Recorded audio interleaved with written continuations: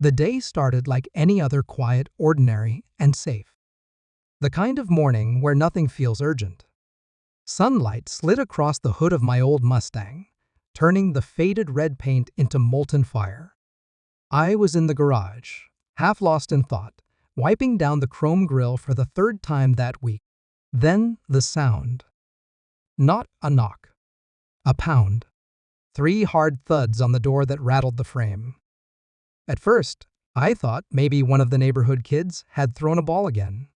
But then came the echo of boots on the driveway. Fast, heavy, official. My stomach tightened. When I stepped outside, everything froze. A black government sedan sat idling near the curb-tinted windows, flags on the hood. Behind it, 3 police cruisers formed a wall across my driveway. Officers in tactical gear fanned out, hands near their holsters, radios crackling. And in the middle of it all stood the governor. I'd only ever seen him on TV before, usually surrounded by press, never by men with rifles. His face was pale and sharp, like someone who hadn't slept in days. The sunlight caught his lapel pin, the state crest, as he scanned the property with cold, precise eyes. I raised my hands halfway without knowing why. "What's going on?" I asked, trying to keep my voice steady. One of the officers barked, "Sir, step back." Hands visible at all times. That's when I noticed their weapons weren't just for show. The safeties were off. My heart slammed in my chest. For a moment, the entire scene tilted, unreal. A week ago, my biggest problem was whether to mow the lawn before the HOA left another note about the grass length. Now this. The governor's aide stepped forward, reading from a clipboard like he was announcing a verdict. "Mr. Harris, you've been reported for illegal possession of unregistered firearms and manufacturing explosives on residential property." I laughed. I actually laughed. The kind of panicked laugh that bursts out before your brain catches up. "Explosives? I restore engines? That's motor oil and paint thinner, not TNT."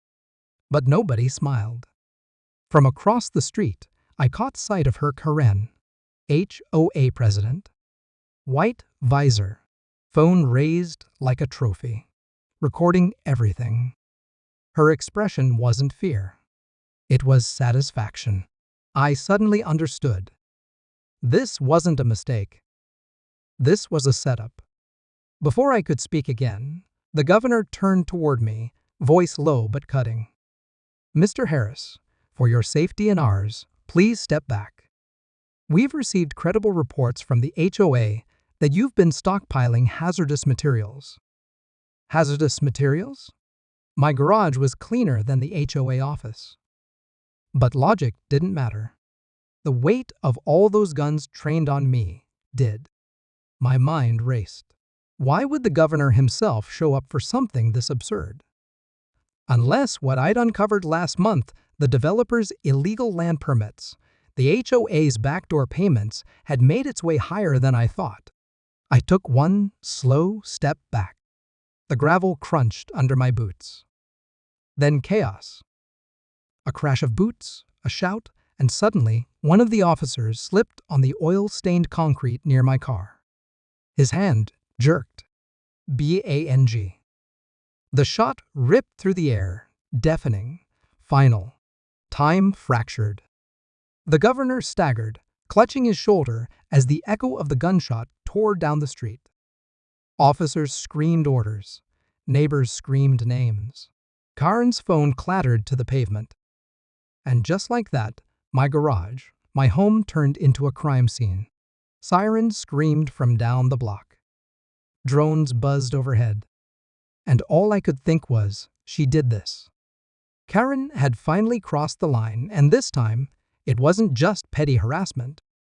Someone was bleeding because of her lie. As they dragged me to the curb, the governor's aide shouting for medics, I locked eyes with Karen one last time. Her smirk faltered just for a second when she realized what she'd set in motion. That's when I made a promise.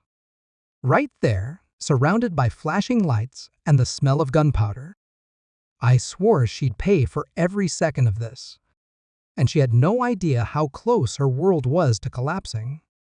A week before the governor showed up at my doorstep, life was quiet, almost too quiet. My mornings started the same way every day. Coffee pot hissing, the faint hum of the radio, and the sun warming the kitchen tiles. The kind of peace that feels earned when you've spent decades working for it. I'd retired early from the fire department, bought a small house on the edge of town just far enough to feel free, but close enough to still wave at neighbors. I'd spent years saving for that place. It wasn't fancy, but it was mine, a single-story ranch with a deep garage and a porch swing that creaked when the wind came through. I used to tell people the house had a heartbeat, that when it got quiet enough, you could hear the walls breathe, and I loved that sound. Most mornings, I'd tinker with old engines. My dad taught me that when I was a kid, the patience it took to rebuild something broken. The smell of grease, the rhythm of a wrench, the satisfaction getting an old motor to hum again. It wasn't just a hobby, it was therapy. The HOA, though they never understood that.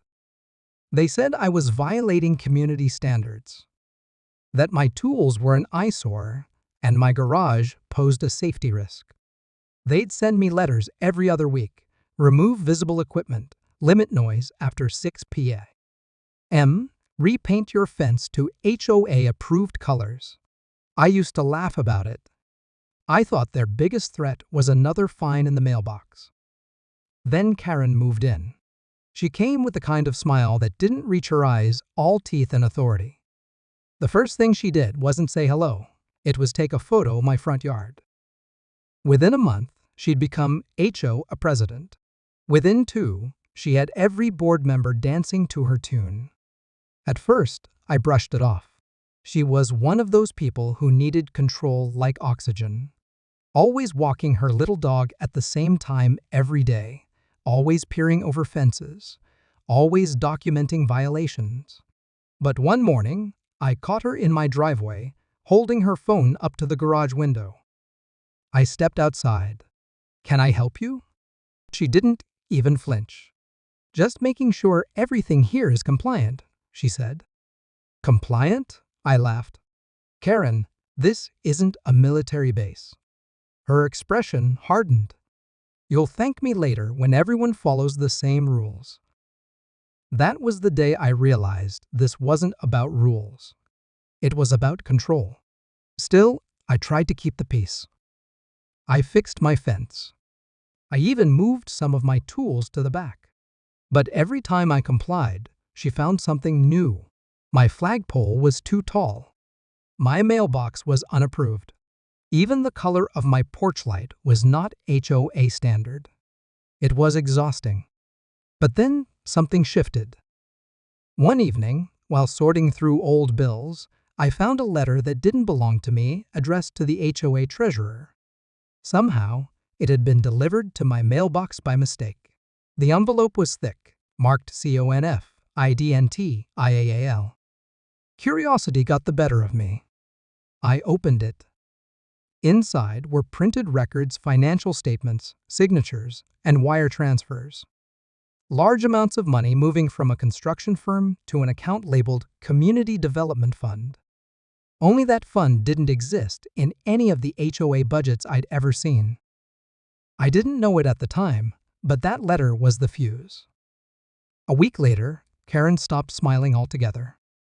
She started whispering with neighbors, holding emergency meetings that no one else was invited to. And soon after, strangers began showing up, men in suits, taking photos of my property. Cars parked at odd hours across the street. At first, I told myself it was paranoia. Maybe I was overthinking. Maybe she was just being Karen. But deep down, I knew something was building. The calm I'd spent years building, the quiet mornings, the laughter with my brother when he visited, the late-night engine hums, it was all about to collapse under the weight of her lies. And when I finally found out what she and the HOA were hiding, I made a choice. To expose them. I didn't realize that choice would bring the governor himself to my doorstep with guns drawn. It started with that envelope. After I opened it, I told myself it was none of my business. I wasn't supposed to see it. I could have slipped it back into the mailbox, pretended I never saw a thing. But something about those signatures, the same neat loops, the same initials on every page, didn't sit right with me. So I made copies. And that night, after dinner, I sat at the kitchen table under the yellow light and began comparing the names. The treasurer, the HOA president, the developer who'd been buying up empty lots around town. At first glance, it looked like standard paperwork monthly transactions, community maintenance budgets, landscaping costs. But buried halfway through the stack was a single entry that didn't belong. $250,000 infrastructure reimbursement approved by G. Langford. Langford, the governor's brother-in-law. That was the first thread. The more I pulled, the more the whole system began to unravel. The HOA had been funneling maintenance funds into dummy shell accounts, claiming they were paying for sidewalk repairs, fence repainting, and storm drain maintenance.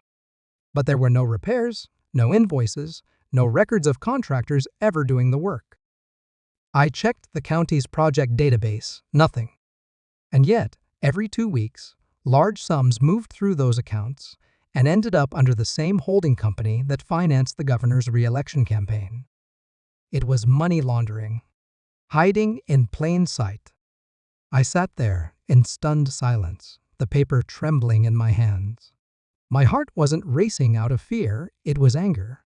Years of paying community fees, being lectured about the height of my hedges, fined for harmless hobbies, all while these people were siphoning our money behind closed doors. It wasn't about order or community pride. It was about greed. The next morning, I went to the HOA office. Karen was there, of course, sitting behind the desk like she owned the place. When she saw me, her expression flickered just for a second like she knew.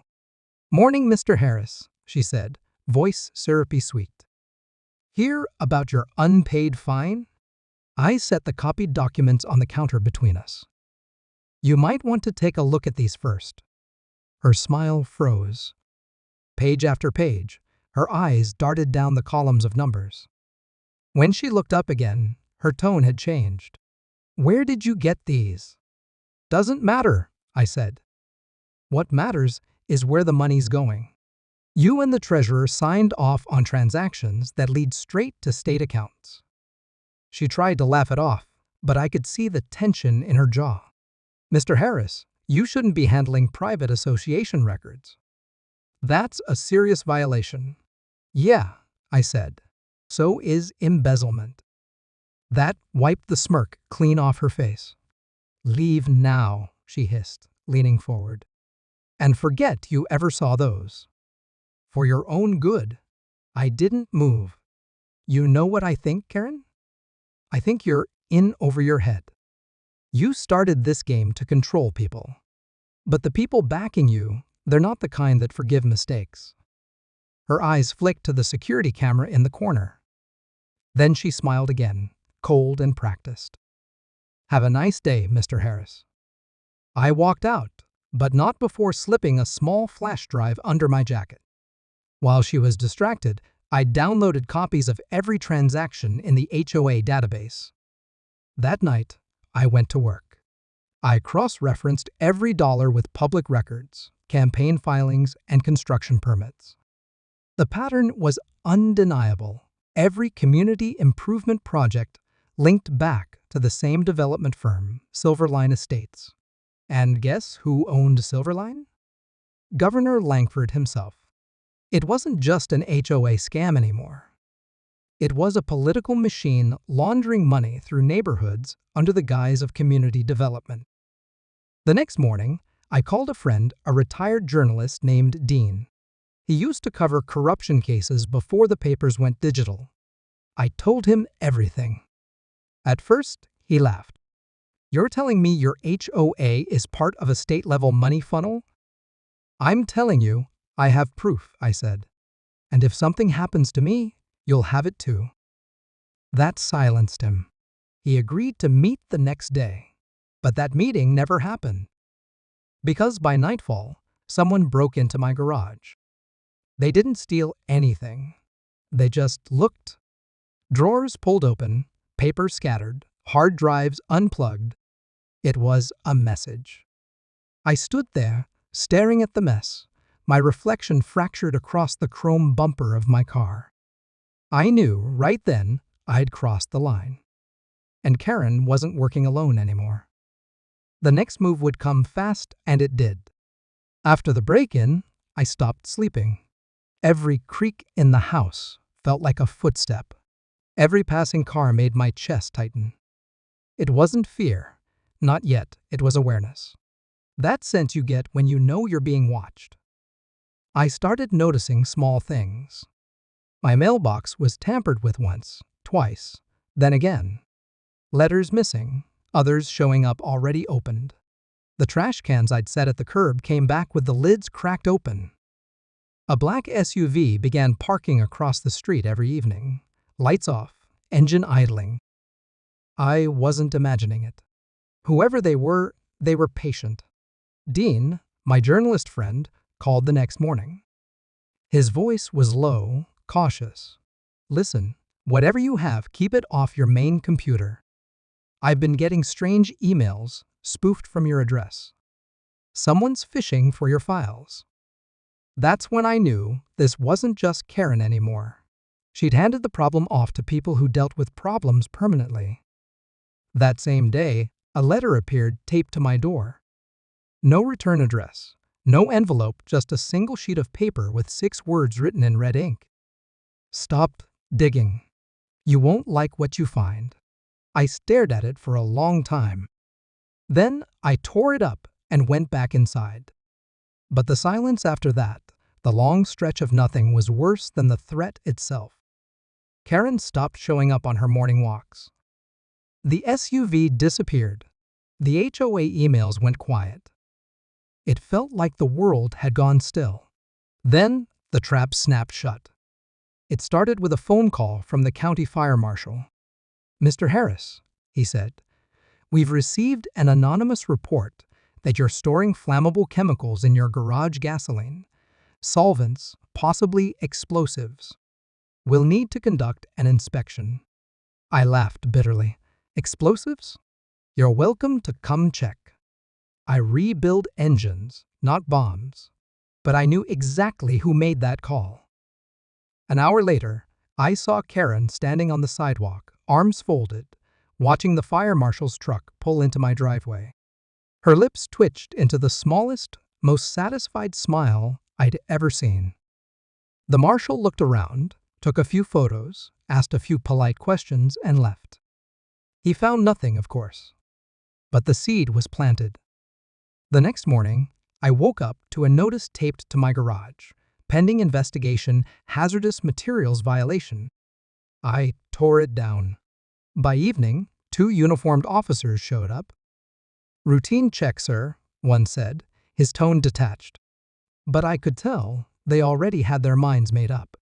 They searched the garage, asked about chemical containers, power tools, even my propane tanks. They left after finding nothing, but the tension lingered. The next day, it escalated again. Dean called me, his voice sharp this time. "Someone leaked your name to the press. They're saying you threatened the HOA board and were caught buying illegal explosives." The story's spreading fast. I froze. What? It's everywhere, man. Local news, online forums, they're painting you as some kind of angry ex-firefighter with a grudge. I could almost hear the blood rushing in my ears. I turned on the TV, flipped through channels, and there it was. My name, my address, a blurry photo of me outside the garage. The anchor said words that felt unreal. "Authorities are investigating a local man for alleged possession of unregistered explosives. Sources claim the suspect made threats toward community leaders and may be connected to extremist activity." Extremist. That single word destroyed everything. My neighbors stopped waving. Kids crossed the street when I walked outside. Even my brother called to ask if I was okay, but I could hear the doubt in his voice. The governor's office released a statement the next day. All allegations are being taken seriously. We will ensure the safety of our communities. And whose name appeared under that statement? Governor Langford. They weren't just trying to silence me, they were erasing me. That night, I packed my documents, hard drives, and evidence into a duffel bag. I was going to drive straight to Dean, show him everything, get it on record. But before I could leave, the sound hit again, tires on gravel, engines revving. Headlights swept across my windows. I stepped outside and saw them, 3 cruisers blocking my driveway, red and blue lights flashing across the neighborhood. And behind them, the black government sedan. For a brief second, I thought maybe I could explain. Maybe someone would listen. But when the doors opened and I saw the governor himself step out, flanked by officers with rifles drawn, I knew this wasn't a misunderstanding. This was the execution of a plan. Karen's voice echoed faintly from across the street, calm, controlled, smug. There he is. I told you he'd be armed. And in that instant, the world I'd built, my peace, my name, my safety was gone. All because one woman wanted power. And one governor needed a scapegoat. The moment the gunshot rang out, the world dissolved into noise and chaos. I remember the echo first, the way it rolled off the houses and slammed back against the street. Then came the screaming. The governor had gone down clutching his shoulder, blood soaking through his crisp white shirt. Officers dove for cover. Someone shouted, "Man down!" Others pointed their rifles straight at me. Drop the weapon. But I didn't have one. My hands were already in the air. My voice cracked as I tried to speak. It wasn't me. He slipped the officer. No one listened. They tackled me hard enough to drive the breath out of my chest. My face hit the concrete, gravel biting into my cheek. Cold steel clamped around my wrists. I heard Karen's voice through the chaos, calm, almost rehearsed. I told you he was dangerous. He's been threatening the whole community for months. Lies fed perfectly into the camera lenses now flooding the scene. Drones hovered overhead, news vans pulling up at the end of the street. It wasn't just an arrest, it was a performance. They dragged me up, half blind from the flashing lights. As they shoved me into the cruiser, I saw the governor being loaded into an ambulance, still conscious, pale but smirking. He looked straight at me and mouthed a single word, "Finished." The ride to the station was silent, except for the radio chatter. I sat there in cuffs, watching the city blur by through the tinted glass. Everything I'd built, every quiet morning, every bit of my peace, gone in a single lie. When they finally took me into interrogation, the tone was already decided. 2 detectives sat across from me, a file on the table thicker than a phone book. One opened it and flipped through photographs, grainy images of my garage, containers, wiring, pipes. "These were taken by a state investigator," he said flatly. "You want to tell us why you were stockpiling these materials?" I leaned forward, shaking my head. "That's paint thinner. Engine cleaner. I restore cars, not build bombs." He didn't even look up. "Neighbors say you made threats against the HOA president. That true?" "No. She's been harassing me for months. She set this up." He closed the file slowly, as if rehearsed. "Mr. Harris, the governor, was nearly killed today. You think that's something we'll just let slide?" I slammed my cuffed hands on the table. "I didn't shoot him. Your officer slipped." The second detective stood, pushed back his chair, and left the room. The first leaned closer. "You've got one chance to make this easy on yourself. Tell us what you were planning, and maybe we can talk to the DA." I stared at him in disbelief. "You're not hearing me. I found proof They were stealing from us, the HOA, the governor, all of them. That's why this happened. That's why they... He cut me off. That's enough. They left me alone after that hours, maybe more. I lost track of time. The fluorescent lights buzzed. The air went stale. I thought about Dean, about whether he'd tried to reach me, about whether the evidence had been erased already. At some point, a new voice broke the silence. You really should have stopped when she told you to. Karen. She stood on the other side of the glass divider, perfectly dressed, expression soft but poisonous. What do you want? I asked. She tilted her head. Just closure. You made a mess of things. People like you never know when to let go. You think you've won? I said quietly. You have no idea what's coming. Her smile faltered for just a second. Then she turned and walked away. An hour later, the detectives came back with paperwork. You're being charged with attempted assassination of a public official, possession of illegal explosives, and endangering public safety. The words didn't feel real. They put me in holding that night, a concrete cell, humming lights, the sound of rain against the roof. I couldn't sleep. My mind replayed the scene over and over, the officer slipping, the gunshot, Karen's smirk. Somewhere out there, the evidence still existed. I just had to hope Dean had it, and that he'd be smart enough to hide it before they found him. The next morning, a guard opened the door. You've got a visitor. It wasn't Dean. It was someone I'd never seen before, a woman in a gray suit with sharp eyes and a quiet confidence. She sat across from me, dropped a file on the table, and said, Mr. Harris, I'm here on behalf of a federal oversight committee. We've been watching Governor Langford for a while, and we think you've just become very useful to us. For the first time in days, hope flickered. But I also knew whatever came next, it wasn't going to be clean. The woman in the gray suit didn't waste time. My name is Agent Ward, she said, Federal Inspector General's office. We've been investigating misuse of disaster relief funds tied to Governor Langford's administration, and your HOA happens to be a key shell organization. Her words hit like cold water. She slid a folder toward me.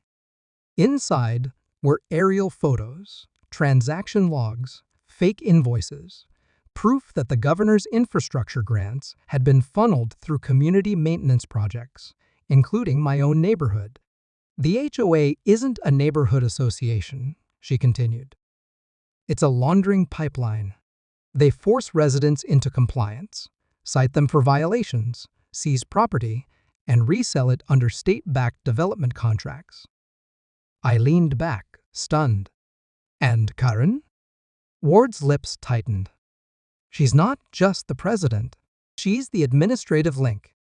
Her job is to make sure troublemakers disappear quietly. You're never supposed to see those files. For the first time since my arrest, things started to make sense. The fake citations, the sudden inspections, the timing of the governor's visit all connected. I nodded slowly. So why am I in a cell instead of helping you? She smirked. Optics. We needed a public villain before we can flip the narrative. You're the convenient scapegoat for now. But if you help us, that changes. Ward leaned in, lowering her voice. Dean's safe. He reached out to us before you were arrested. We have the hard drive you found. What we don't have is access to Langford's personal server. That's where the signatures and offshore records live. I frowned. How do you expect me to get that from a jail cell? She smiled faintly. You're not staying here. Within hours, I was moved to a federal facility under protective custody. They told the press I'd been transferred for evaluation, keeping the illusion alive. That night, Ward returned with a tablet and a burner phone. Dean's working with our cyber unit, she said. We've cracked part of Langford's network, but we need your help to confirm locations. You used to do contract work for the county, right? Yeah, engineering, and zoning reviews. Then you know the layout of the flood control infrastructure, the system Langford used for his phantom projects. If we can trace the shell companies through those permit sites, we can tie him to the money. I stared at the map, glowing on the screen, familiar blueprints of culverts, inspection routes, and storage yards. Every project listed by the HOA matched a laundering site. I started marking them. These 3? They don't exist.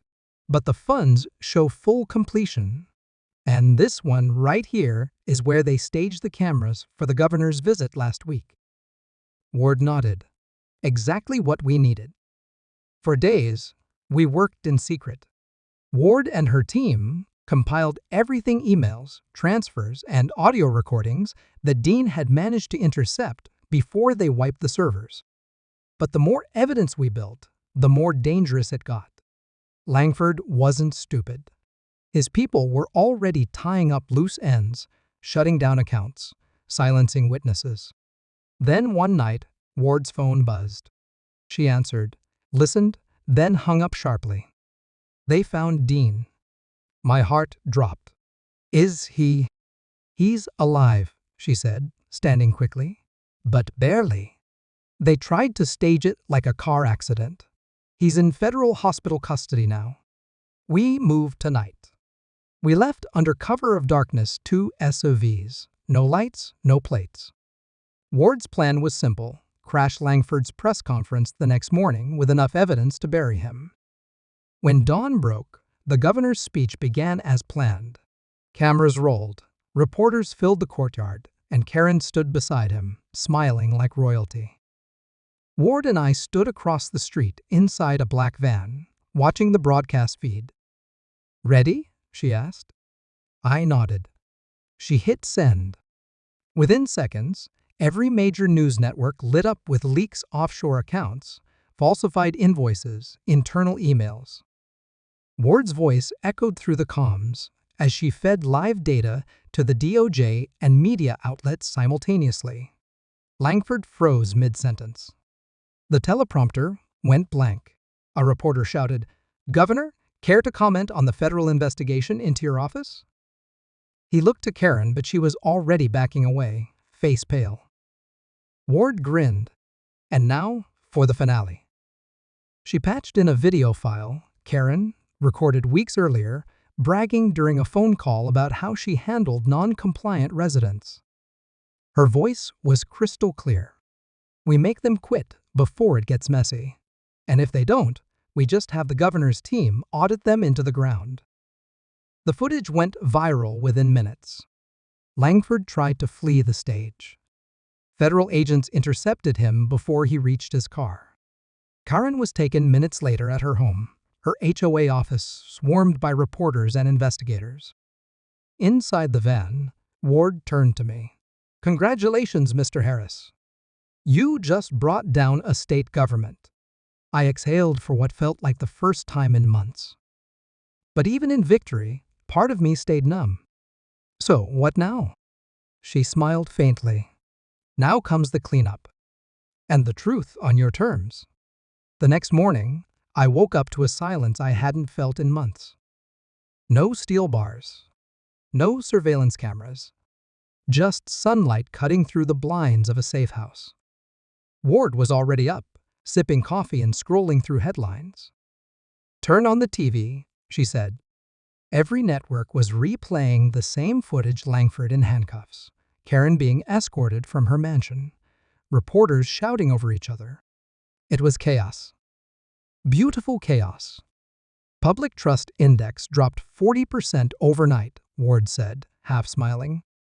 The Attorney General just announced a full review of every HOA tied to the governor's office. I couldn't help it, I laughed. A deep, tired, disbelieving laugh that felt like oxygen. "Never thought I'd see the day," I said. But Ward wasn't done. "You're officially cleared of all charges. The Department of Justice released a statement confirming you were a cooperating witness. You'll be compensated under the Whistleblower Protection Act." I froze. "You mean?" She handed me a folder. Inside was an official letter and a check with more zeros than I'd ever seen. "They can't give you back the time you lost," Ward said, "but they can make sure you start over right." It didn't feel real. Just weeks ago, I was sitting in a cell while Karen smiled for cameras. Now she was behind bars, and my name was in headlines for the right reasons. But money and vindication weren't what I wanted most. "I need to go home," I said. Ward nodded. "Already arranged. But you might want to brace yourself." The drive back was surreal. My street, once patrolled by HOA trucks and fake inspectors, was lined with news vans. Reporters were interviewing residents, capturing footage of the downfall of the most corrupt HOA in the state. When I stepped out, neighbors stared. Some whispered. Others stepped forward, hesitant, ashamed. A woman named Ellen, who had once voted for Karen's policies, walked up to me. "I'm sorry," she said quietly. "We all thought you were the problem." I nodded. "You weren't wrong to think it. They made sure of that." She handed me a small box. Inside were old keys, my house keys. "They said the HOA owned everything, but it's your name on the deed now." The court reinstated it. I stood there for a long time, just staring at that piece of metal, the symbol of everything I'd lost and reclaimed. When I opened the door, the house was dusty, silent, and empty. But it was mine. For the first time in months, I felt peace. A few days later, Ward visited one last time. "Langford's pleading guilty," she said. "Karen's going to trial. We've already recovered about 70% of the stolen funds." "Good," I said. "Let them feel the same fear they used to control everyone else." Ward smirked. "You're not planning anything extra, are you?" I gave a half smile. "No, the system can handle them. But I do have one idea." That idea became the Community Restoration Fund, a legal foundation funded entirely by Langford's seized assets. The same money once used to destroy families now rebuilt homes, parks, and local programs for low-income residents. The first press conference was held on the courthouse steps. Cameras flashed as I stepped up to the podium. "Months ago," I began, "this system tried to silence anyone who questioned authority. But what they didn't count on was truth and persistence. You can steal homes, you can fake records, but you can't erase what's right." Applause echoed through the crowd. Ward stood off to the side, arms crossed, proud. "This fund isn't revenge," I continued. "It's correction. Every dollar they took from this community is coming back with interest." Later that night, as I sat on my porch, watching the sun sink behind the trees, Dean pulled up in his car, a little battered, but still running. He walked over slowly, his arm still bandaged. "You really did it," he said. "No," I replied. "We did it." He chuckled. "So what's next? Run for office?" I smirked. "No, I think I've had enough of power for one lifetime. But I'll keep an eye on whoever has it next." The two of us sat in silence for a while, listening to the crickets, the world finally calm again. And for the first time, I realized something simple. Revenge wasn't about getting even. It was about making sure no one else had to go through the same hell. That was the real victory. 6 months later, the headlines had faded, but the impact hadn't. The state had new leadership. The Langford HOA network had become a case study in corruption and reform, taught in law schools, cited in political debates, and used as an example of how everyday citizens could expose the abuse of power. I still lived in the same house, though it looked different now. The fence was gone. The violation stickers had long been scraped away. The lawn was overgrown again, not out of neglect, but by choice. It felt free. Every morning, I'd watch kids ride their bikes past the old HOA office. It had been converted into a community center, run by volunteers. Inside, there were free legal clinics for homeowners, educational programs about property rights, and even a bulletin board that read, "No one owns the community owns itself." Ward visited once in a while, always with that same sharp smile.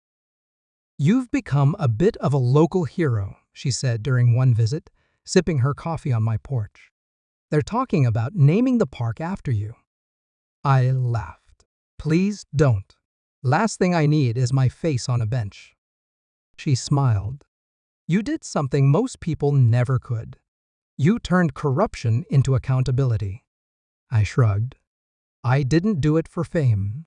I did it because I was tired of being afraid in my own home." Ward nodded. "That's exactly why it worked." She stood, fixing her jacket. "There's a new initiative in D.C. Oversight reforms for neighborhood authorities. They're asking for consultants, people who know the system from the inside. Are you offering me a job, Agent Ward?" She smiled. "I'm offering you a voice."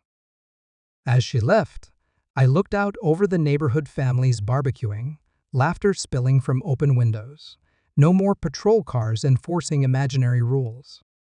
It felt alive again. Later that night, I sat at my desk with the same folder that had once held my arrest papers. Now it was filled with thank you letters from residents, copies of new laws passed, and one small photograph, me and Dean, standing in front of the newly opened community center. I turned it over. On the back, someone had written in bold pen strokes, "From survival to strength." For a long time, I just stared at those words. They weren't just about me. They were about everyone who had ever been silenced by fear, bullied by bureaucracy, or crushed under the weight of someone else's power. This story wasn't just mine anymore. It belonged to every person who fought back, who refused to be quiet, and who learned that justice doesn't always come from the top down. Sometimes it starts in your own backyard. The camera of memory zooms out one last time, the streetlights flicker on, kids still laughing in the distance, and the faint hum of life returning to normal. The kind of normal you fight for. The kind you earn.